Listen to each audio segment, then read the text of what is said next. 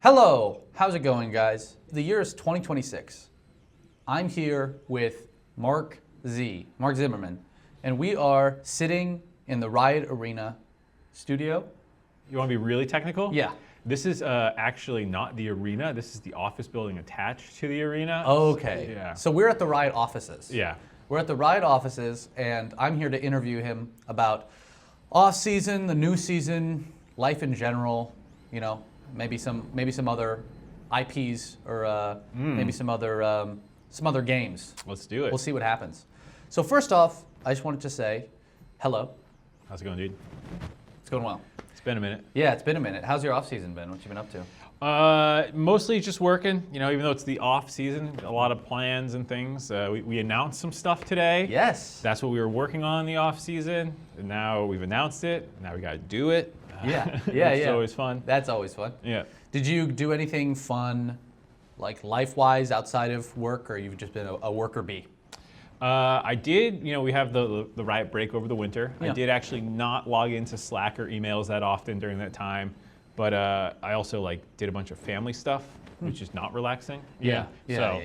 So was it a break really? I don't know. You tell me. It's like putting out fires at home versus. Yeah. When it comes to the new stuff that you just announced, is there something in particular that you're very personally excited about?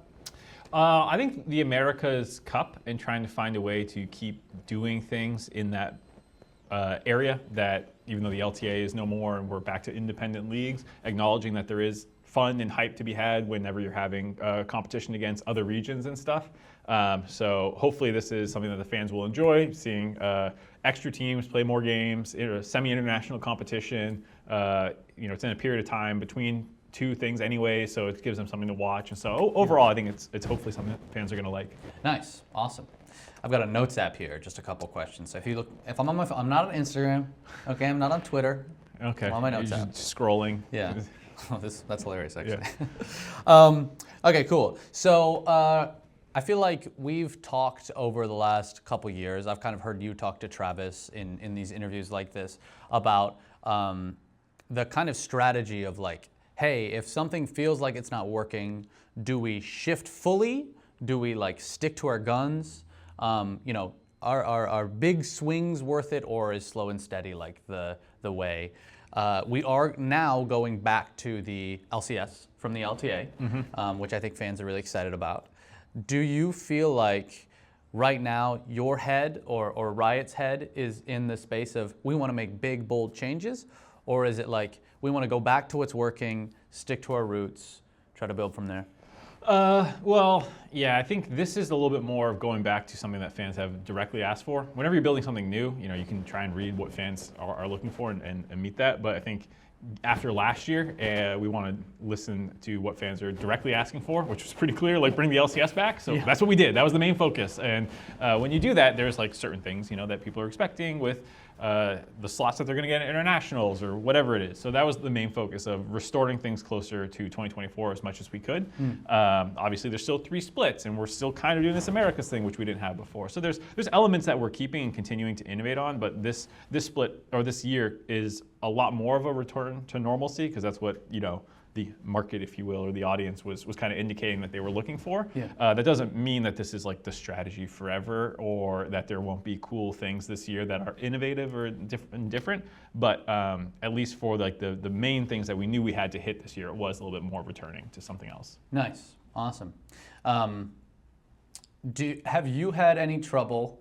I know just on a personal level, sometimes I would say LCS and then correct myself to LTA, and now it's I say LTA and I need to correct myself to LCS. Has that been something you've had trouble with as well? I definitely indoctrinated myself too hard. Yeah. So then, all the offseason, I was saying LTA instead of LCS. I think I've unwound it back to LCS in my own head. Good. But there was a period of time where I would say LTA North or whatever. Yeah. It says LCS South instead of CBLOL or whatever it was. I was too indoctrinated. Totally. I wonder if at all on broadcast we'll hear an accidental LTA slip, or if they're locked in on the talent side. I should be ready to take note of that and give them little warnings all the time. Exactly. Come on, guys! You're asking for LCS back now. You can't say it. Come on. Yeah. I'm gonna take it away again. Yeah. Awesome. So I think I'm gonna do a separate video about this, but I wanted to use some like content from everyone here on Asset Day. But I wanted to talk a little bit about negativity within the league, because both the league of the LCS and the League of Legends, the fans seem to be kind of drawn to like shitting on stuff. And that's kind of, I think that's been something that's kind of core to League for a while. The game has been known like, hey, you're playing like, I want to play a toxic champ so that I can infuriate my opponents. But I was wondering like, where do you think that comes from? And yeah, what are your general thoughts on the negativity that seems to just like set ablaze whenever someone posts? Oh boy. Well, I think this is a very dense topic. Yes. I'll say like, I think a portion of it is just internet on its own. The algorithms, as we like to talk about, pushing more polarizing viewpoints and all these sorts of things, being rewarded. The internet in general, even before the algorithms took over, was a pretty angry place. You know, so I think part of it is just the culture that exists online in general. Whereas like when you same as in real life, anything where you end up in person, you talk to someone, it's like way better. I feel like that's how it is with online gaming as well, and LCS and League of Legends. Like you meet people around here, and you know. It's pretty fun, but online people are raging about stuff. So there's an element of it that I think is just the environment at large. I think within League of Legends, taking it a step closer, just something about the gameplay, because you're kind of like locked in a room with these people for 30 or 40 minutes that like, you know, there's some people you just don't drive with in real life, you know, and it's like an extreme version of that. Like if you took 5 people in a room and gave them a task, and like someone wasn't doing a good job, like you'd probably get a little annoyed. Yeah. And then like League is just like that, like to the extreme. And so, you know, online now, everyone turns to a keyboard warrior. But I do think the game team seems like they've done a lot of work in recent, like this last year, to really try and clean up the reputation, because it probably went a little unchecked in some ways. Yeah. I think LCS is also a microcosm of that in a lot of ways, where it's just like angry people online. Yeah. I do think that there's been reasons to be upset though. So like, I don't think it's all like, oh, it's just the environment, or oh, that's just how people are. League of Legends, all the people are the worst. But I do think that like, you know, with all the changes that have happened over the years, that there's a reason to be a little upset and frustrated with how things have gone. And I think that's, to the earlier point, like why we're going back to things a little bit more this year is like, hey, we get it. This is going to be something that is like very easy to understand with the format. It's going to focus on your region, your teams, your players, the things that you care about. We're trying to get on the road more, knowing that, you know, fans miss that stuff. So like, we're trying to give it a little bit more things to be positive about. Whether or not people will actually become positive because of the internet, we'll see. But at least like we can do a better job of at least putting positive things in front of people, and then from there we can't control it necessarily. Totally. Yeah. I also saw the roadshow announcements, which is fun. I know there's not much that you can talk about right now because it's still in development. I saw in that video, you're like, there will be more. We'll talk about it, but there will be more. Yeah, it's one of those things. Where it's like, I wish we had like concrete everything here you need to know. Yeah. That's always the goal, to just supply information as fast as you can. But in this case, it felt important for people to understand that it was a goal this year, even if we don't have the details ready to go yet. Especially because we are making that kind of trade-off where we're doing a little bit more on the face-off stage than last year. So when people see that and go, why? At least they kind of already kind of know why. And that's one of the other reasons we felt it was important to tell people ahead of time. Yeah. And are you a believer in road shows? I know you were talking about how when you're okay. Nah, I hate them. Yeah. I was like, are you actually? You hate them? But yeah, because it seems to do that thing where it's like you get people out of their like gamer chairs and you get them into like stadium seats, studio seats, and they get to have a more genuine interaction with the players, with the league.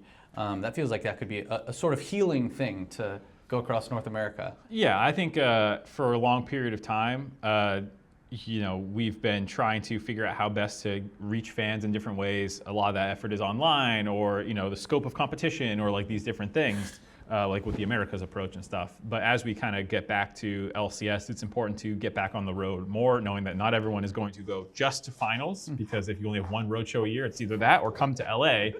And like maybe someone did come to LA like 2 years ago, and you know, it's like, do I want to go to LA again or not? Right. So giving people more opportunities to travel or just meeting them where they are is a big thing for us with this year, knowing that, if we only do one roadshow a year, it's just not going to be enough. So that's a big motivation, is to start bringing back that feeling of community, grassroots a little bit more. Not everything needs to be like, balls to the wall crazy shows. I think our finals are incredible, but we're definitely going to be exploring with more ways to get on the road in general. Cool, amazing. Awesome. And then now, esports as a whole, I feel has gone through a couple stages. Like right in the beginning, we were like, this can just be traditional sports. We can just do, like NFL, but it's video games. And then after the kind of esports bubble popped, or after that was, we saw a rise of streaming. Mm-hmm. And we were like, oh, maybe this is less entertainment like sports. Maybe it could be more entertainment like this kind of always on thing, almost TV show-esque. Mm. I'm wondering where your head is about the future of esports, and if you believe that it is more scalable to a traditional, or if it's something in between. Yeah, I would lean towards something in between, because I think there was a lot of effort to get it as close to traditional sports as it could be, both in style with, back in the day, everyone was in suits. And, suits. I love the suits. I miss the suits when I wore them. I thought you can still wear them, I think. I think I look better in that than like all the hip clothing, So, maybe I should go back to just wearing suits every day. Yeah, I mean, hey, commish, that's a cool... It makes sense if you wore them. Yeah, it would make sense. But also like with the structure of the league and like all that sort of stuff. And I think after, like you said, that didn't quite reach the levels that I think everyone was like, this is going to be the biggest thing ever. Who cares about baseball anymore? But I think there's been kind of going back to more, like I said, the grassroots approach, the community approach in some ways. The streaming rise was funny with I shouldn't say funny, but like COVID happened at the same time as this other stuff was happening. So like co-streaming really blew up and took on a new angle. But I don't think it would be, I think part of what makes esports cool is I ultimately think it's about playing the game at the highest level. Like the game that we all like League of Legends, as much as you might not claim to online, you're playing it, you like it, it's a huge game, it's massively popular, it's a good game. And so seeing it play at the highest level with how deep it is, and that's the core thing that makes esports cool. So that means that we have to set an appropriate stage for people to go out and show their talents. Cover the sport correctly, do the fundamentals of, it is kind of like a traditional sport that you have to take it seriously. You have to have all these broadcast things and whatnot to make it feel like a big deal, because it is. So I don't think you can go too far the other direction and just it's all online and co-streamers just cover it, I don't think we want to go that route either. That's great. So I think won't that. Yeah. That feels like a little bit of, I think it felt like more of a fear like a year ago of hey, is this, when you're leaning into co-streamers, there was a little bit of are they just going to ditch broadcast because Cage Roll is the Jesus of our league scene. Yeah, I mean, I think there's always the pending asterisk of things change all the time, totally. And we're always going to follow what the community is most hungry for. But there are people who like the official broadcast. They like the polished, clean feel of these people are not memeing and screaming at chat or whatever. I want to hear people talking about it more seriously. So there's some people who love the brain rot, and there's people who want this. And I think catering to both audiences is important. And again, just setting the stage. Worlds is awesome because there's a crazy music video that starts it. You have this long ass competition, a crazy opening ceremony, and if you those are core to kind of what it is. And I think no matter what, those parts should stay. Awesome. Okay, great. There's no more Otacon. Yeah. Right? There are changes in the game. Gone. Are you personally, I know that you are more of a esports league guy right now. I mean, that's your job. But are you tapped into what's happening, the changes in the game? Any thoughts on that? I follow it. I mostly play ARAMs. Okay. And I'm one of the crazy people who was I like base ARAM more than ARAM Mayhem.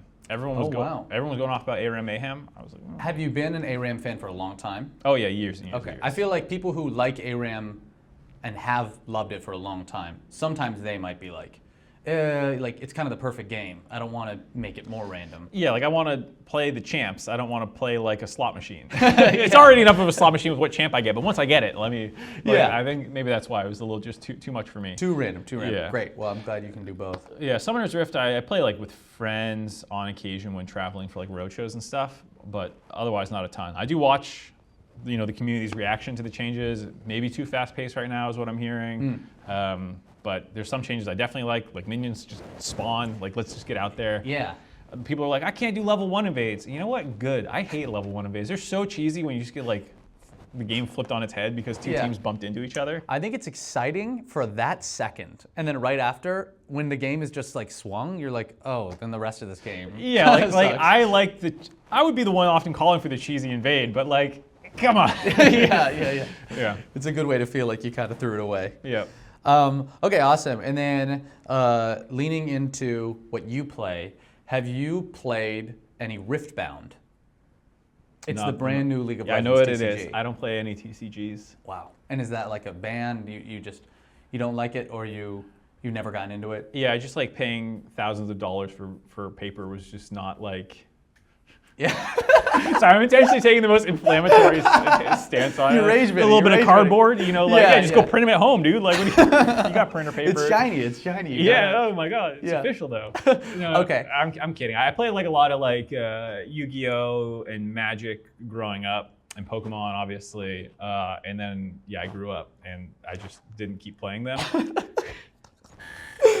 I grew up. I mean, you don't have to grow up. You can be I don't know, what is Travis, a 37-year-old man obsessed with this whole closet is full of them? He's full of Magic the Gathering and now Riftbound as well. I think he's into One Piece now. Yeah. Too. He's that degenerate. Yeah. He's getting Pokemon boxes. No. I'm kidding with all this. I do like trading cards. I'm just like, I think the real thing is I'm not a social enough person to want to go out and play at like local game stores. Okay, yeah. And I also don't enjoy like just the collecting experience, which I think is also like my wife buys Pokemon cards just to have them. So like I only play online games and usually alone. So like I'm just not a very social person for my gaming. So like I think that's a huge part of TCGs and why I just don't do them anymore. When I was younger, I was going out more and stuff. Yeah. Do you play any TFT? I used to play a lot of TFT, not as much anymore. Okay. Online games, not so much. Wow. I played Dark Souls 3 over break. Oh, nice. Yeah. First time or replay? First time. It was the only one in the Souls series I hadn't played because I just like missed it for whatever reason. And then it was 10 years old somehow, and I was like, holy shit, where'd the time go? So I'm hearing from you that you are a single-player gamer. Mostly now. Mostly now. Was that always the way, or did you like get into the League scene and then once you were working in it, you were like, I need peace? I was more balanced. Like I used to play, Counter-Strike, RTS. Like I used to play whatever was popular back in the day. Now it's mostly just whatever the popular single-player games are. Okay. I was looking at Arc Raiders and I was like, I would probably enjoy that. And I didn't do it. I bought, oh my God, what was the live service that was popular before Arc Raiders?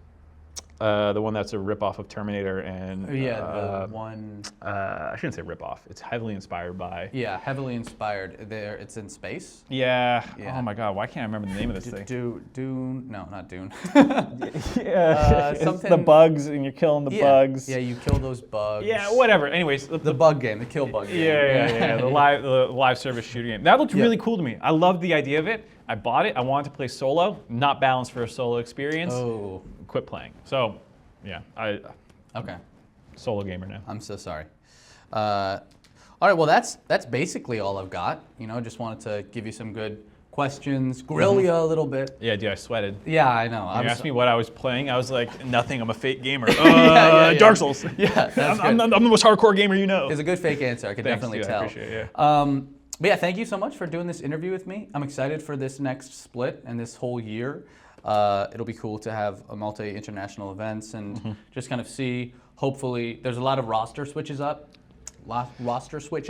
Yeah, I actually think this year is the most open it's been in a long period of time. We were talking about this, like usually there's a dynasty that's like, still kind of there. Yeah. You had Team Liquid for a while, then you had C9 for a little bit. Before that, there was obviously TSM, and this year I'm like, FlyQuest kind of exploded at the end of last year, and then C9 had changes, TL had changes, so there's not like a clear, like, this team's going to win. So I think it's a really cool time. Yeah, I think so too. And Lion looks cool. I mean, they got inspired. Yeah, you grab the multi-time MVP, suddenly it's like, all right, well, maybe they're going to win. Yeah. I love to see it. I love when a team comes in and they, I feel like they had a pretty middling, all right experience the first couple splits, but now like locking in, doubling down, picking up a power player like that, it makes the league feel like anything could happen. Yeah, I'm actually very excited to see where it goes because it feels like for the first time I'm not like, well, these 2 or 3 teams are the only real candidates. Right. Yeah. Awesome. Great. Well, thank you again.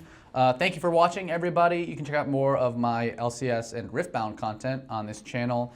And guys, round of applause for MarkZ. Love it! Hello, thank you so much for watching. Special shout out to Yaya for helping me with some of those questions. I asked the old MarkZ, love that guy. Thank you guys for sticking around and clicking the vid. I've got a lot of fun content coming up. I shot a lot of good stuff that I'm going to be able to sprinkle into a bunch of other places. And yeah, I'm going to be doing more kind of Riftbound centered content. I don't know if that interests anyone, but I hope so because I'm really loving it and I want to merge the worlds. As well as I'm trying to do more kind of video essay stuff. So I want to have these interviews kind of be a means to an end. I mentioned in the video that I was making something about negativity. That's the next thing I'm cooking up, so getting my ingredients. Hopefully I cook up something tasty. Thank you so much, guys. Like, comment, and subscribe. I'll respond to every comment. It's 2026. I'm gonna respond to every comment because every single one I appreciate. So thank you. Peace.